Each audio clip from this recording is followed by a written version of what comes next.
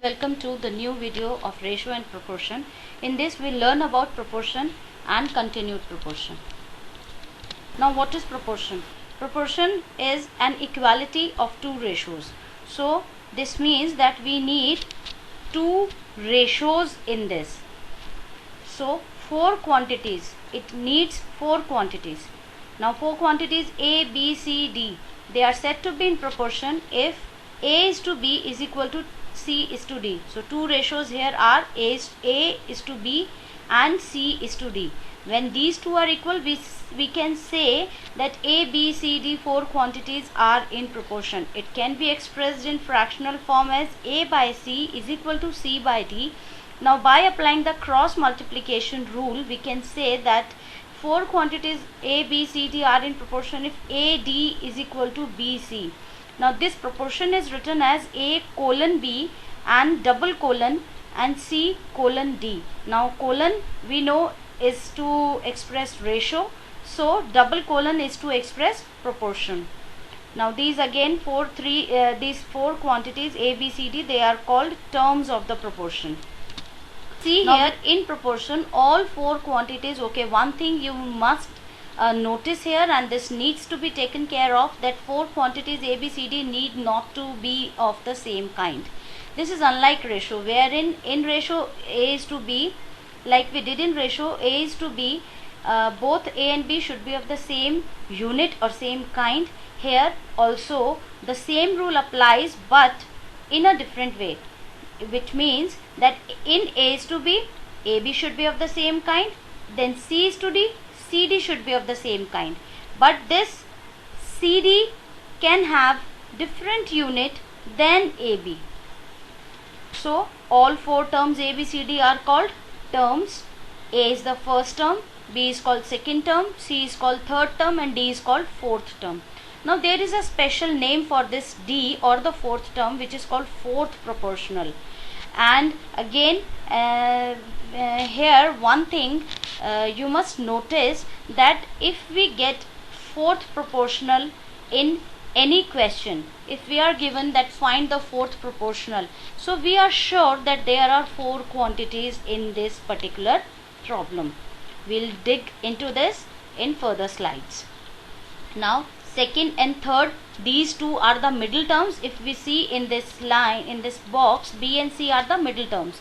So similarly these two B and C, that means second and third term, they are called means or the middle terms, and first and fourth, that is this A and D, are present at the extreme points. So these two terms, that is first and fourth terms, A and D, are called extremes or extreme terms.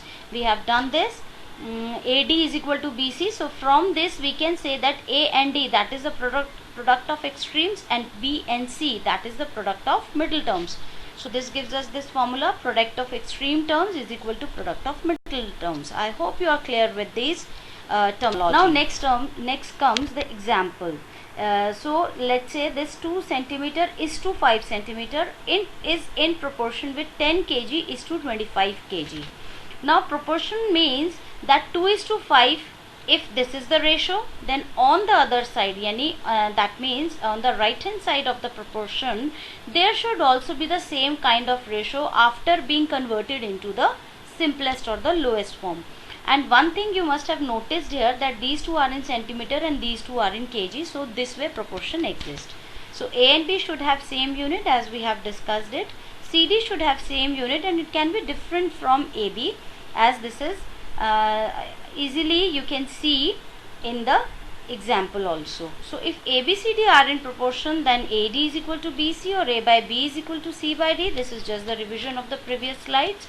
Product of extremes is equal to product of means, and this is called the cross product rule. Now this is the new term and you must remember it.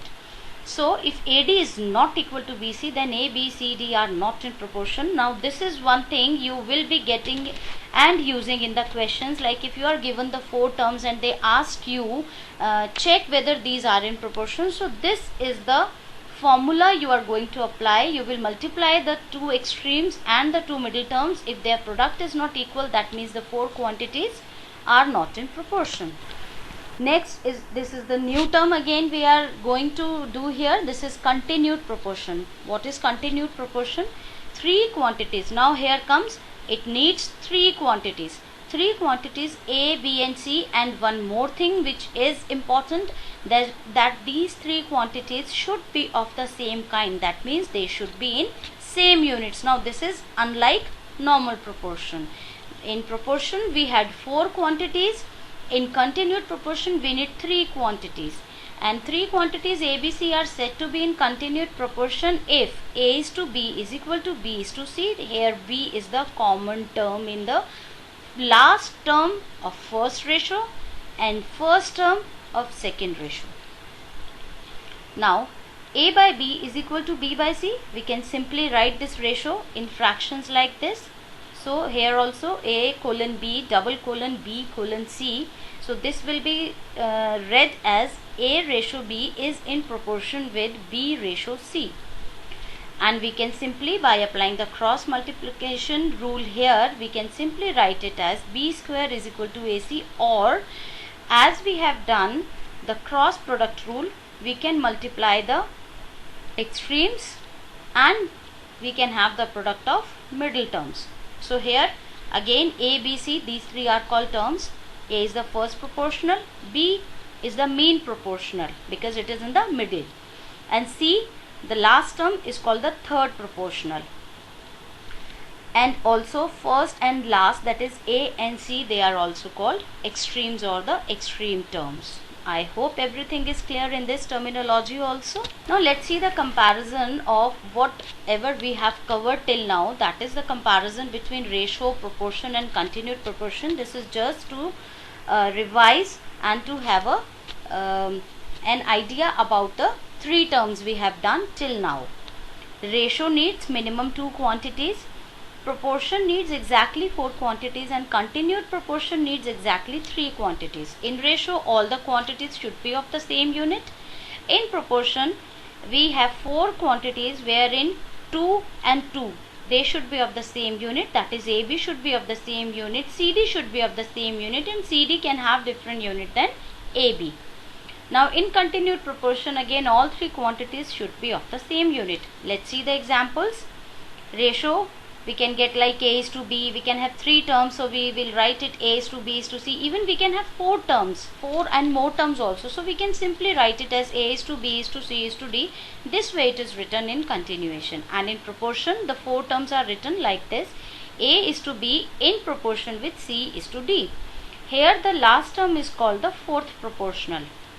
In continued proportion, we use three terms and we write it as A is to B is in proportion with B is to C, where these two terms are common.